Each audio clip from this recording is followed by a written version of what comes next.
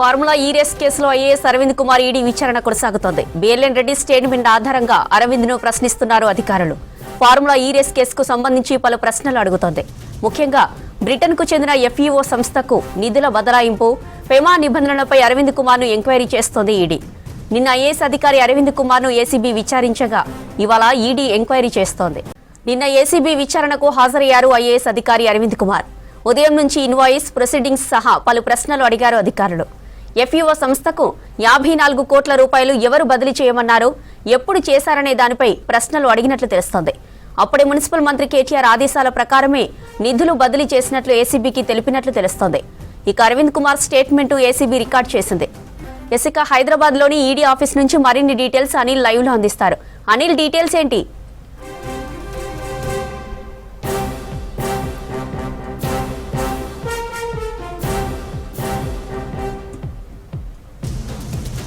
అటు ఈడీ ఇటు ఏసీబీ రెండు దర్యాప్తు సంస్థలు మాత్రం దర్యాప్తును విచారణ వేగవంతం చేశాయి.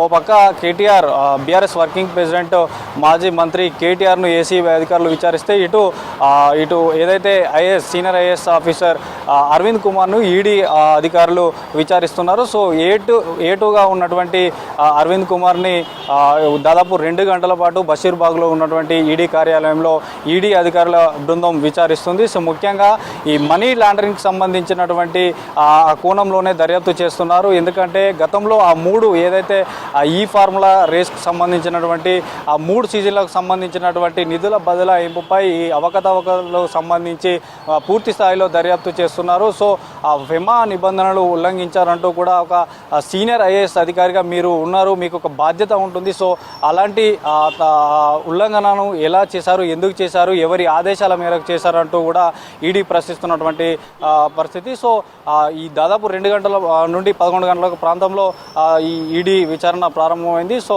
1 కావస్తున్న దాదాపు 2 గంటల పాటు విచారిస్తుంది. సో ముఖ్యంగా గతంలో అంటే ఈ గత ప్రభుత్వంలో మీరు ఐఏఎస్గా కీలక పాత్ర పోషించినటువంటి క్రమంలో సో ఈ నిధుల బదలాయింపుకి సంబంధించి మీరు ఒక బాధ్యత గల అధికారిగా ఉన్నటువంటి వ్యక్తిగా ప్రజల సొమ్ము దుర్వినియోగం చేయడంలో అసలు ఎవరి ఆదేశాల మేరకు ఈ విదేశీ సంస్థకు ఈ నిధులు బదలాయింపు చేశారు. ఆ తర్వాత ఈ మధ్యలోనే ఈ కార్కి సంబంధించినటువంటి ఆ గ్రీన్ కో సంస్థ కావచ్చు, దాని స్పాన్సర్గా ఉన్నటువంటి ఎవరైతే స్పాన్సర్షిప్ ఉన్నారో వీరు మధ్యలోనే వైదొలగడానికి గల కారణాలు ఏంటి, అసలు ఈ 55 కోట్లకు సంబంధించినటువంటి నిధులు ఎక్కడి నుండి తీసుకొచ్చారు, ఎవరి నిర్ణయం మేరకు తీసుకొచ్చారు, మాజీ మంత్రి కేటీఆర్ మౌఖిక ఆదేశాల మేరకు ఏమైనా మీరు చేశారా, ఇలాంటి విషయాలపైన ఈడీ విచారిస్తుంది. సో నిన్న కూడా మనకు ఒకసారి చూడవచ్చు, అటు ఏదైతే చీఫ్ మాజీ ఇంజనీరింగ్ బిఎల్ఎన్ రెడ్డిని కూడా ఈడీ ప్రశ్నించినటువంటి పరిస్థితి. సో బిఎల్ఎన్ రెడ్డి కూడా మాకు గత ప్రభుత్వంలో ఉన్నటువంటి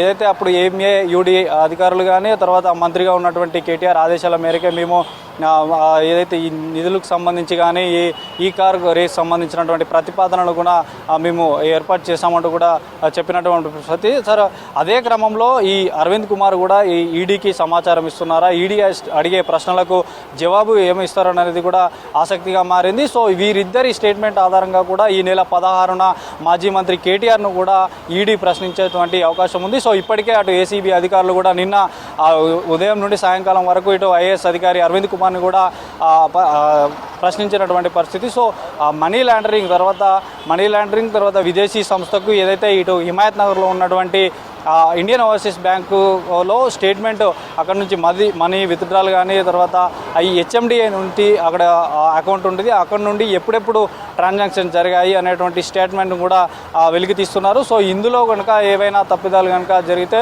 వారిపైన కూడా ఈ విచారణలో వేగవంతం చేసే అవకాశం ఉంటుంది. సో ఇంకా దర్యాప్తు మాత్రం వేగవంతంగా జరుగుతుంది. సో ఈ కేటీఆర్ మౌఖిక ఆదేశాల మేరకే జరిగాయా, అప్పుడున్న అధికారులు ఎలా చేశారు, ఒక మంత్రి మండలి అనుమతి లేకుండా, ఆర్థిక శాఖ అనుమతి లేకుండా ఇది చేయొచ్చా అన్నటువంటి విషయాలను కూడా ఇటు సీనియర్ ఐఏఎస్ అధికారి అరవింద్ కుమార్ కూడా ఈడీ ప్రశ్నిస్తుంది. సో దాదాపు 2 గంటల పాటు నుండి కొనసాగుతుంది ఈడీ విచారణ.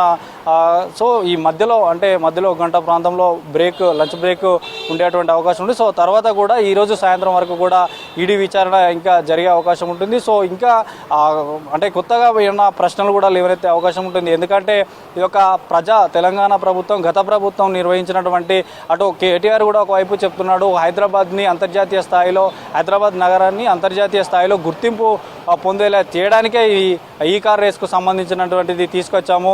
3 సీజన్లకు గాను ఈ ఏర్పాటు చేస్తే అంతర్జాతీయంగా హైదరాబాద్ నగర్ గుర్తింపు ఉంటుందన్న ఉద్దేశంతోనే తీసుకొచ్చామే తప్ప మేము ఎలాంటి ఉద్దేశంతో తీసుకురాలేదు, నేను ఎక్కడ తప్పు చేయలేదంటూ కూడా వైపు చెప్తున్నారు. సో ఈ అధికారులు కూడా అప్పుడు ఉన్నటువంటి ఇటు బిఎల్ఎన్ రెడ్డి ఇంజనీరింగ్ కానీ, మాజీ ఇంజనీరింగ్, తర్వాత ఐఏఎస్ అధికారి కానీ వీళ్ళు కీలక పాత్ర పోషించారు. వీరు ముగ్గురిని మాత్రం ఇటు ఈడీ ఇటు ఏసీబీ మాత్రం దర్యాప్తు మాత్రం వేగవంతం చేసింది. సో నిన్న ఈ ఏదైతే ఐఏఎస్ అరవింద్ కుమార్ అక్కడ ఏసీబీ అధికారులకు ఇచ్చినటువంటి జవాబులు, తర్వాత ఈరోజు ఇక్కడ ఈడీ అధికారులు ఇచ్చేటువంటి జవాబులు, తర్వాత నిన్న ఈడీ అధికారుల ముందు హాజరైనటువంటి బిఎల్ఎన్ రెడ్డి వీరిద్దరి స్టేట్మెంట్ల ఆధారంగా మాత్రం ఈ నెల 16న మాత్రం మళ్ళీ కేటీఆర్ కూడా ఈ 16న ఈడీ విచారించిన క్రమంలో వీరిద్దరి స్టేట్మెంట్ కూడా కీలకంగా ఉంది. ఈరోజు సాయంత్రం వరకు కూడా ఈ సుదీర్ఘంగా ఈ ఈడీ విచారణ అయితే కొనసాగనుంది. జ్యోతి.